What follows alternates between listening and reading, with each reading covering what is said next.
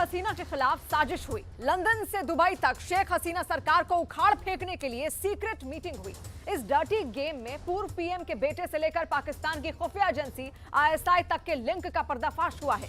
6 साल और 6 देशों में शेख हसीना सरकार के पतन की कैसे की गई प्लानिंग, पूरी डिटेल इस स्पेशल रिपोर्ट में देखिए।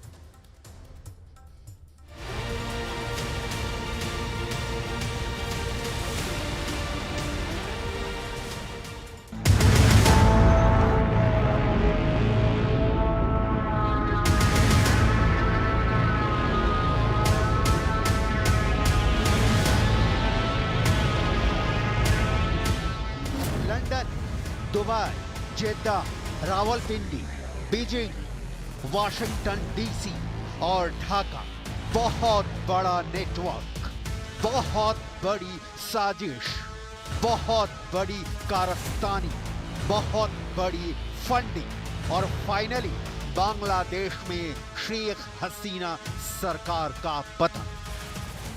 এটা আর আন্দোলন না, যখন পুলিশ হত্যা করা হচ্ছে, নিরীহ মানুষের উপর হত্যা করার কাণ্ড চলছে, মানুষের বাসায় আগুন দেওয়া হচ্ছে, জার্নালিস্টদেরকে হত্যা করা হচ্ছে, এটা হয়ে গেছে সন্ত্রাস।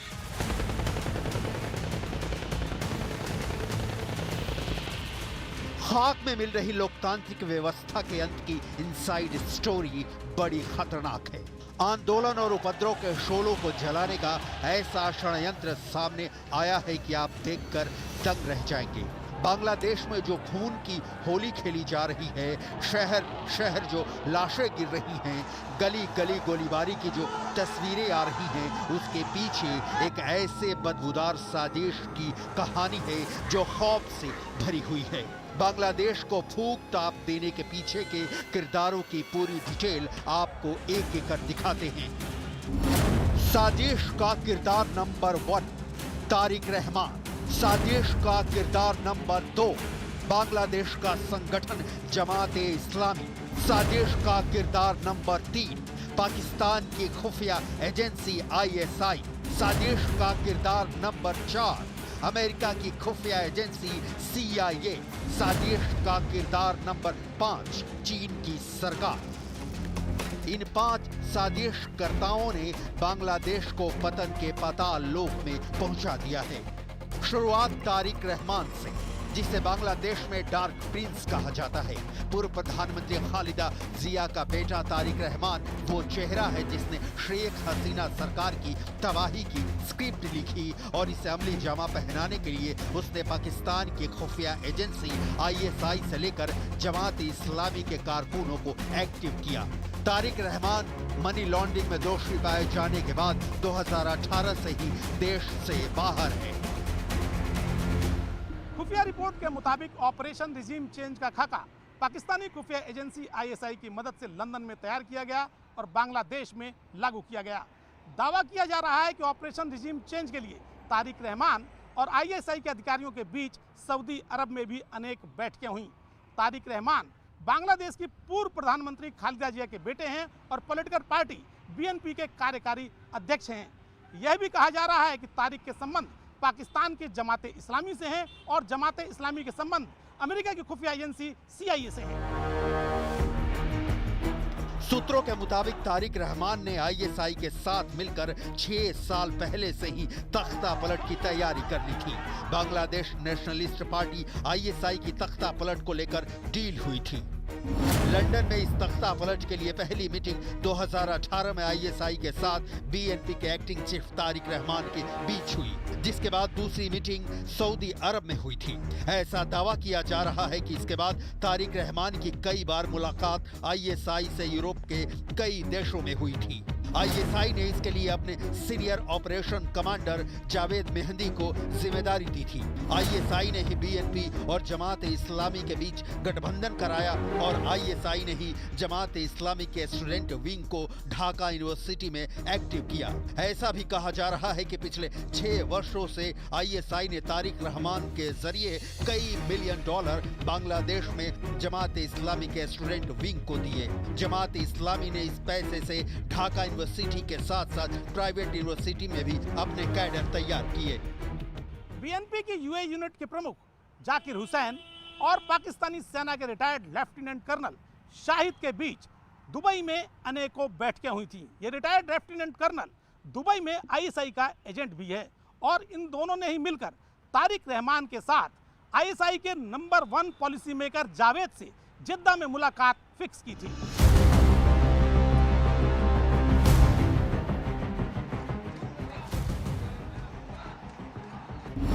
आईएसआई ने क्यों रची शेख हसीना सरकार के खिलाफ साजिश? ये ओपन एंड शट केस जैसा है, क्योंकि ये पाकिस्तान ही है जिससे अलग होकर बांग्लादेश अस्तित्व में आया। और अभी ही नहीं, 1971 से ही, यानी बांग्लादेश के बनने के साथ ही पाकिस्तान की इस देश के खिलाफ खूनी साजिश शुरू हो गई थी। साजिश का किरदार नंबर 2, बांग्लादेश का संगठन जमात-ए इस्लामी। पाकिस्तान की खुफिया एजेंसी इसे मोहरे के तौर पर इस्तेमाल करती है बांग्लादेश के संगठन जमात-ए इस्लामी को। यह संगठन अभी फुल ऑन एक्टिव है।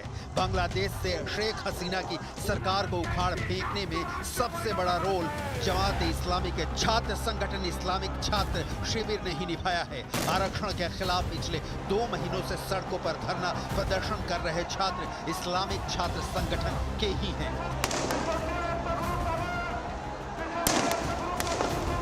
दावा किया जा रहा है कि पिछले 2 सालों से बांग्लादेश के अलग अलग विश्वविद्यालयों में इस्लामिक छात्र शिविर के कई कैडर भर्ती हुए हैं। यहीं से विश्वविद्यालय के छात्रों को भड़काने का काम शुरू किया गया।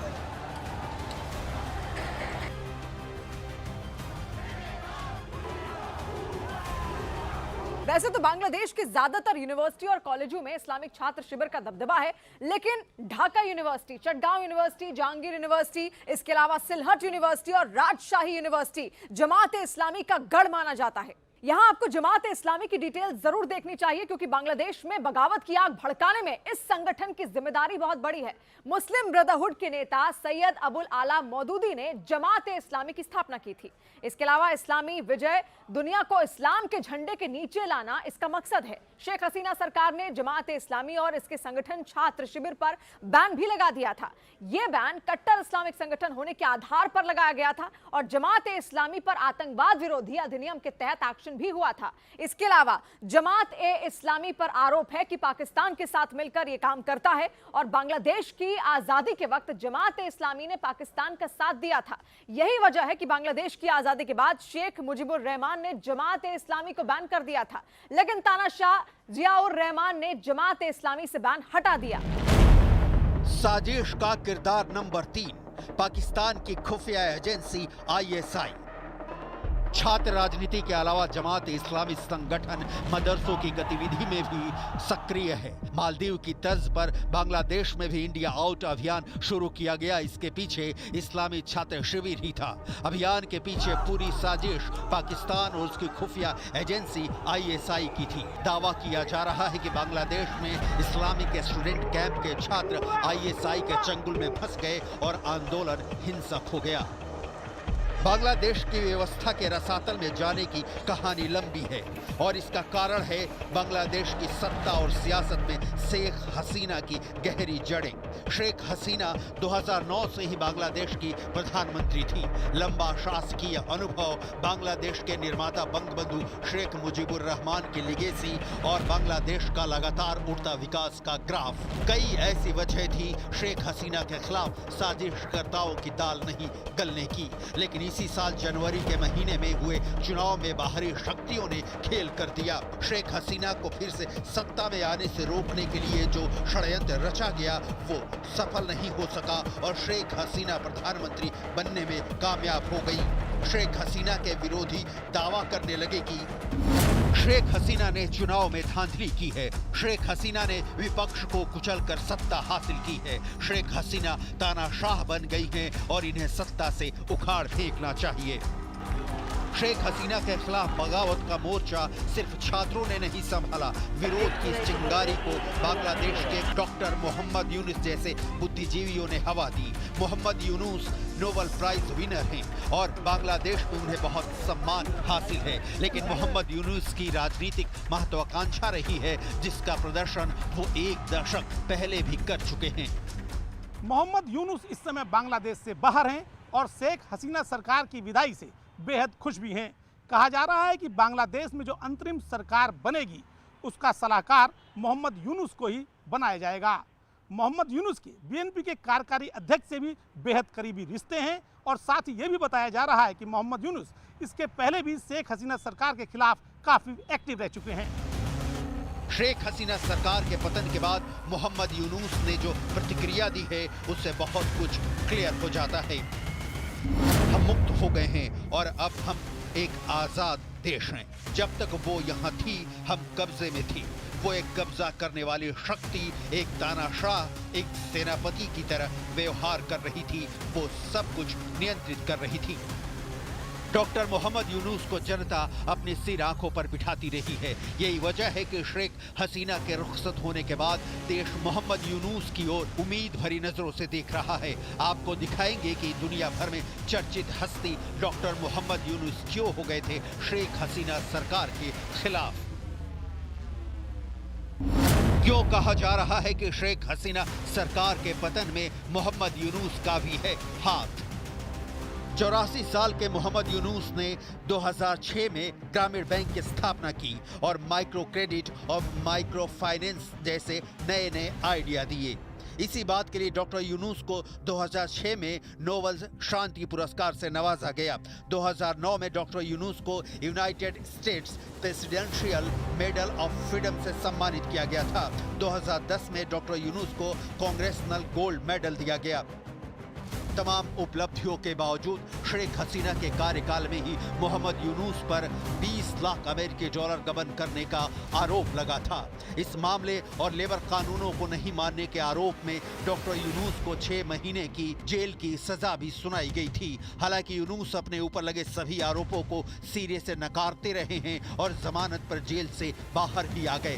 डॉक्टर यूनुस को बांग्लादेश में एक शक्तिशाली ताकत माना जाता है जिसने लंबे समय तक राजनीतिक प्रवाह देखा है। अब यही बांग्लादेश के तख्ता पलट की साजिश का तार समझिए। मोहम्मद यूनुस विपक्षी पार्टी बीएनपी के एक्टिंग चीफ तारिक रहमान के संपर्क में हैं। तारिक रहमान पाकिस्तान की जमात इस्लामी के संपर्क में हैं। जमात इस्लामी अमेरिकी खुफिया एजेंसी CIA के संपर्क में है। साजिश की ये कड़ियां अपने आप में पूरी कहानी सुना रही हैं। सवाल है अमेरिका की खुफिया एजेंसी बांग्लादेश की बगावत में इन्वॉल्व है, ऐसा क्यों कहा जा रहा है?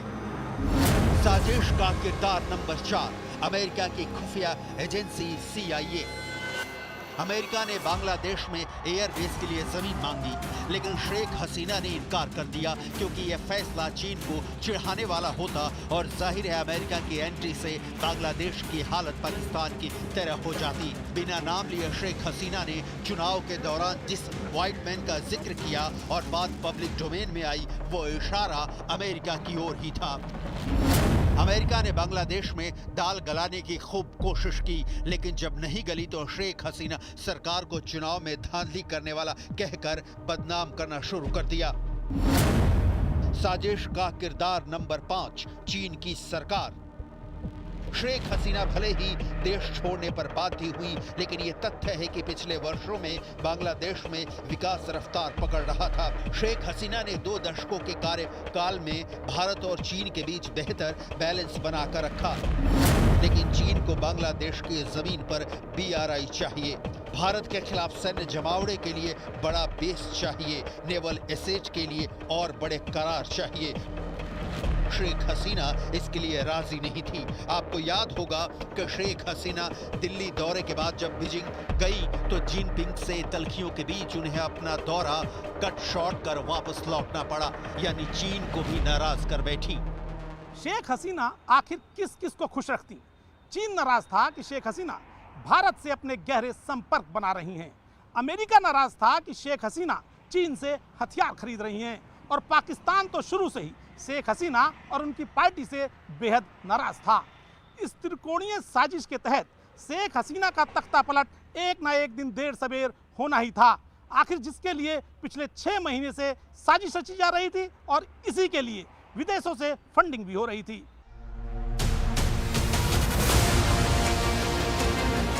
घरेलू मोर्चे पर इस्लामिक रेडिकल विचारधारा का उभार, विदेशी मोर्चे पर अमेरिका और चीन जैसी शक्तियों की नाराजगी और सबसे बड़ी साजिश बांग्लादेश की विपक्षी पार्टी बांग्लादेश नेशनलिस्ट पार्टी की, जिसने आरक्षण से भड़के छात्रों के गुस्से में अपना हित तलाशा और इन सब का नतीजा हुआ कि शेख हसीना की सरकार शहीद हो गई।